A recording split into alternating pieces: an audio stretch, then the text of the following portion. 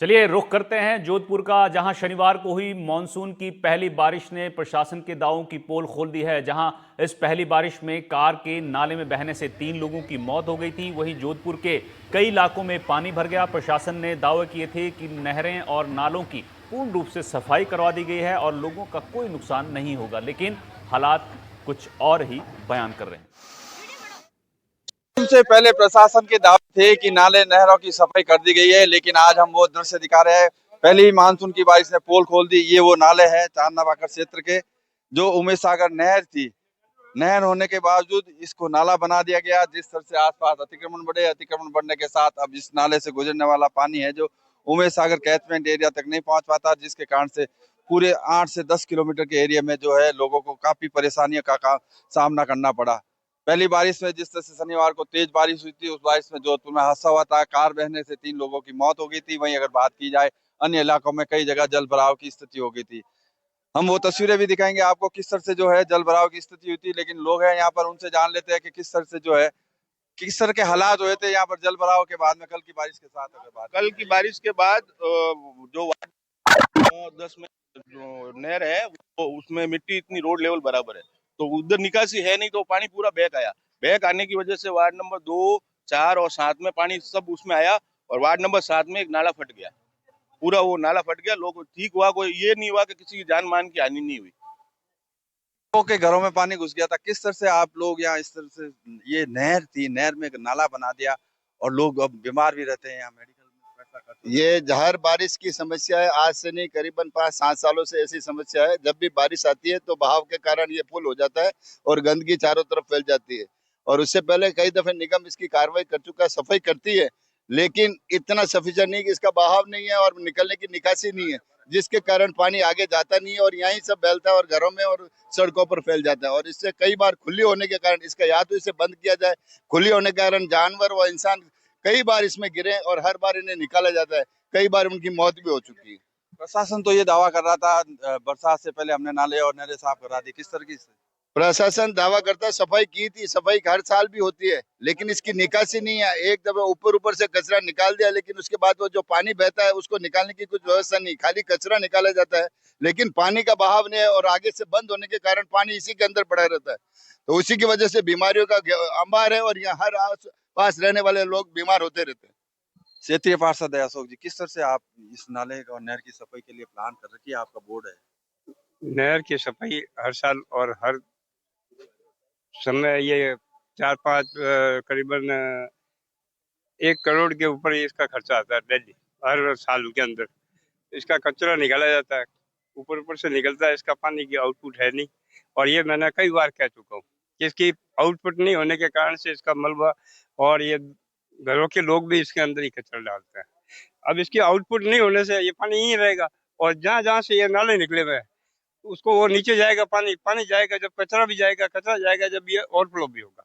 क्या कल लोगों के घरों में पानी घुस गया था? आपके पास भी कई लोगों के फोन आए थे कि हमारे घरों में पानी आ रहा है। मेरे वार्ड के अंदर कोई नहीं आया था, वार्ड नंबर 4 के अंदर नाला फूटा था और वो उमेश सागर नहर के नीचे से होके पानी निकला, क्योंकि वो आगे जो नाले का जो आउटपुट था वो कहीं तो 2 फुट का कर दिया, कहीं 2.5 फुट का कर दिया और कई जगह जालियां लगा दी। जालियों से इसका डांट आने की वजह से पानी घरों के अंदर जा रहा है। क्या लगता है प्रशासन ने प्रॉपर इसकी प्लानिंग नहीं की और जिसके कारण से ये पानी फिर बाहर जा रहा है? प्रशासन ने अपना प्रयास किया और इसका आउटपुट नहीं होने के कारण से यह फैल होगी। इसका आउटपुट उमेश सागर नहर का आउटपुट जब तक नहीं होगा, जब तक इसकी समस्या का समाधान नहीं हो पाएगा। क्या लगता है दलपत जी आपको? आप तो पुराने यहाँ है, कार्यकर्ता भी है, पार्षद भी बन चुके हो, लेकिन जिस तरह की समस्या दिखाई दे रही है, समाधान क्या है? पैसा हर साल 1 करोड़ खर्च किया जाता है, लेकिन उसका क्या औचित्य है? नगर निगम पैसा जरूर खर्च कर रही है, लेकिन प्रशासनिक अधिकारी इसकी और कोई ध्यान नहीं दे रहे हैं। इस उमेश सागर नहर को जगह जगह से काट के और नीचे भैरव नाले में मिलाया गया है, लेकिन भैरव नाले में मिलाया है तो उसका आउटपुट ऊपर रखा हुआ है, पानी पर्याप्त जाता नहीं है।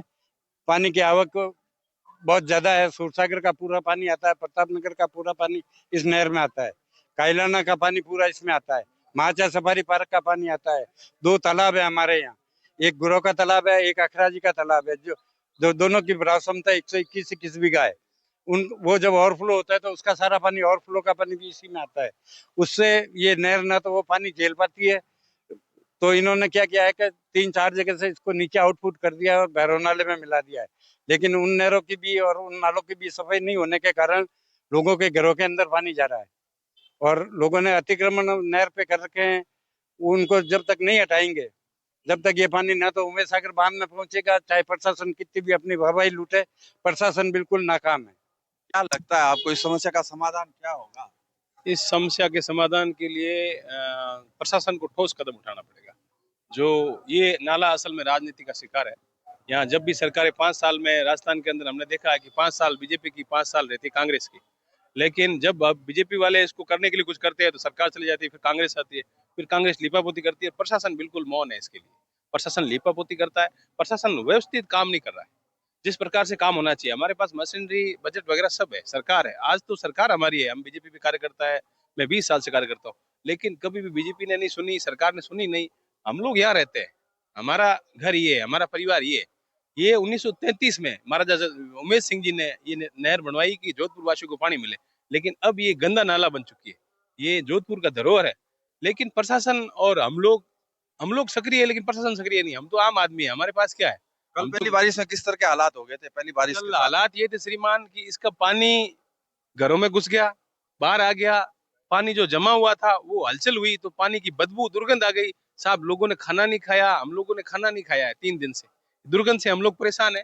घर हमारे पास में ही है और हम इतने परेशान है कि खाना खाना, रहना, सोना, रात को कूलर लगा के हम लोग सोते हैं तो कूलर से सारी जो गंदगी है, मतलब हवा की, वो अंदर आ जाती है। साहब, हमारा घर तो जैसे नाला ही बना हुआ है। कह सकते हैं मानसून के जो दावे किए थे प्रशासन ने, उन दावों की पोल खोलता ये उमेश सागर नहर है, जहाँ करोड़ों रुपए हर साल खर्च किए जाते हैं, लेकिन ठोस प्लान नहीं होने की वजह से हर साल वो समस्या जस की तस बनी रहती है। अगर ये नाला नाला इसलिए कह रहे हैं, हालांकि ये नहर थी लेकिन अब नाला बन चुका है, और नाला बनने के साथ ही आप देखिए पहली मानसून की बारिश में तमाम वो पोल और दावे की जो हकीकत है वो सामने आ चुकी है। क्षेत्रीय लोग परेशान है, आगे कैचमेंट एरिया में जाने का जो रास्ता है वो अवरुद्ध है। जब तक अतिक्रमण नहीं हटाया जाएगा तब तक ये नहर अपने पुराने अस्तित्व में नहीं आ पाएगी और क्षेत्रीय लोगों को काफी परेशानियों का सामना करना पड़ेगा। जोधपुर से एनडीटीवी के लिए अरुण हर्ष की रिपोर्ट।